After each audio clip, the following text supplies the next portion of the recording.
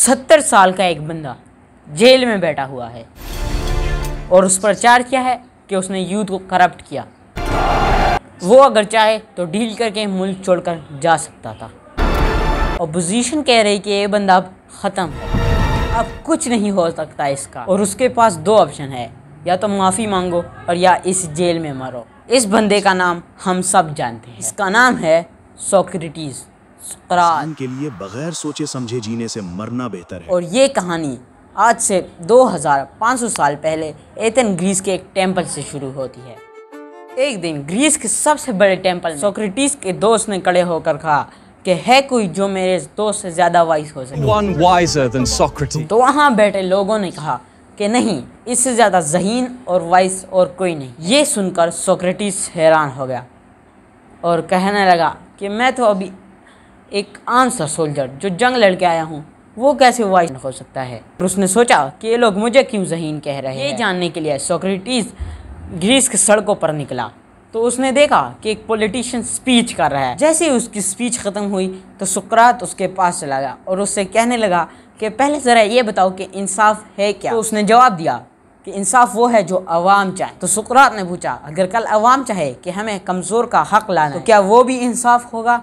तो पॉलिटिशियन हैरान हो गया और कहने लगा कि अब मैं इसे क्या जवाब दूँ। कौन है ये लोग, कहाँ से आते हैं? सुकरात ने फिर पूछा कि तुम कहते हो कि मैं अवाम की खिदमत करूँगा, क्या खिदमत का मतलब ये है कि उनकी हर बात मानना या जो सही हो वो करना। तो पॉलिटिशियन ने कहा कि मैं अवाम की हर बात मानूंगा। तो सुकरात ने फिर पूछा कि अगर मरीज़ कहे कि मैं जहर खाना चाहता हूँ तो अच्छा डॉक्टर वो है जो उसे मना करे या फिर उसे जहर खिला दे। What? Bro, what are you talking about, man? Bro, I'm out, man. That nigga's tripping.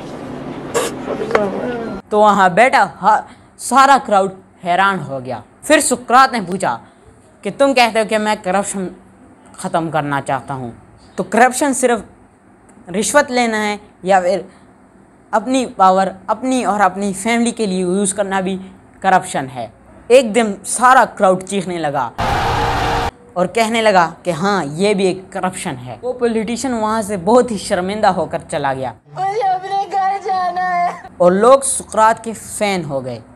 आराम आराम से सोक्रेटिस ग्रीस के सड़कों पर हर किसी से यही सवाल करने लगा। कभी कोई पॉलिटिशियन, कभी कोई शायर और कभी कोई बिजनेसमैन, सारे इसके क्वेश्चन के सामने एक्सपोज हो जाते हैं। ये देखकर वो ग्रीस में इतना वायरल हो गया कि जब भी वो कोई डिबेट कर ले जाता तो यूथ का एक बहुत बड़ा ग्रुप उसके पीछे पीछे चलता। और इसी यूथ के ग्रुप में एक यंग लड़का जो ये सब कुछ ऑब्जर्व कर रहा था, जिसका नाम था प्लेटू, अफलातून। ये लड़का देखता था कि हर रोज़ नंगे पैर घूमता है, हर रोज़ सेम कपड़े पहनता है और इसे दुनिया की कोई चीज़ नहीं चाहिए, और ये सब वो सिर्फ अपने कौम को जगाने के लिए कर रहा है। सोक्रेटिस का फेम देखकर वहाँ के बिजनेसमैन, पॉलिटिशियंस और शायरों को बहुत ज़्यादा गुस्सा आया, क्योंकि वो अब जब भी कहीं भी जाते थे तो यूथ उनसे बहुत ख़तरनाक क्वेश्चंस पूछते थे। तो इन सब ने एक प्लान बनाया कि हम किसी न किसी तरीके से सोक्रेटिस को फंसाएंगे।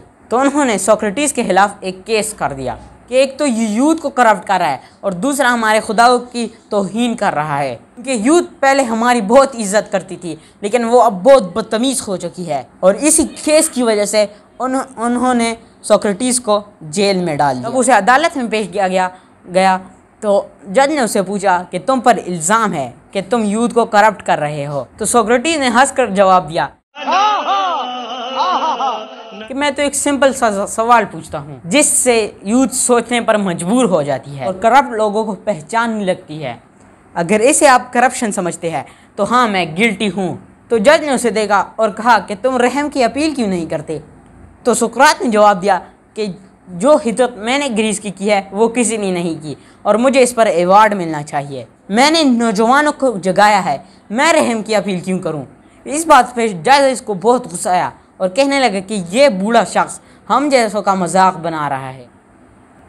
तो जज ने उसे कहा, अगर तुम चुप करके बैठ जाओ और किसी और मुल्क चले जाओ तो हम तुम्हें कुछ भी नहीं कहेंगे। तो सुकरात ने कहा, नहीं, इस सच्चाई और इंसाफ के बगैर जीने से बेहतर है कि मैं मर जाऊं। तो जज ने उसे कहा कि हाँ, फिर हम तुम्हें मौत की सज़ा क्यों ना सुनाए। तो सुकरात ने बड़े काम और कॉन्फिडेंस से जज को कहा कि मुझे मारने से तुम सच को नहीं मार सकते। जज को समझ आ गया कि ये बंदा किसी हालत में भी टूटने वाला नहीं है, तो उन्होंने सुकरात को मौत की सज़ा सुना दी और कहा कि तुम जहर पी कर मरोगे। जिस दिन ये सज़ा सुनाई गई तो उसी दिन ग्रीस की रिलीजियस की छुट्टियाँ स्टार्ट हो गई और वो 1 महीना जेल में रहा और उसके सारे दोस्तों ने उसको भागने के लिए कहा। इवन के एक दोस्त ने वहाँ सारे गार्ड्स को रिश्वत दी और कहा कि चलो भाग जाओ यहाँ से, लेकिन सुकरात ने कहा नहीं, खामोशी से बेहतर मौत है। और आखिरी दिन सब दोस्तों और यूथ से मिलने के बाद उसने वो जहर पी लिया और वो मर गया। और उसी दिन अफलातून उसके सारे दोस्त वहाँ खड़े थे। सुकरात के मरने के बाद अफलातून ने अपनी ज़िंदगी का मिशन बना लिया था कि वो सुकरात का मैसेज सारी दुनिया में पहुँचाएगा। और आज 2500 साल बाद ये कोई नहीं जानता कि ग्रीस के उस वक्त के लीडर्स कौन थे। और सुकरात हमेशा के लिए ज़िंदा है क्योंकि वो तारीख़ का ऐसा बंदा है कि उसने नौजवानों को जगाने के लिए अपनी जान दे दी। और इसी की वजह से अफलातून, फिर एरिस्टोटल और उसका शागिर्द अलेक्जेंडर द ग्रेट ने आगे चलकर दुनिया की सबसे बड़ी एम्पायर कायम कर ली। Oh my God! Wow! Subscribe.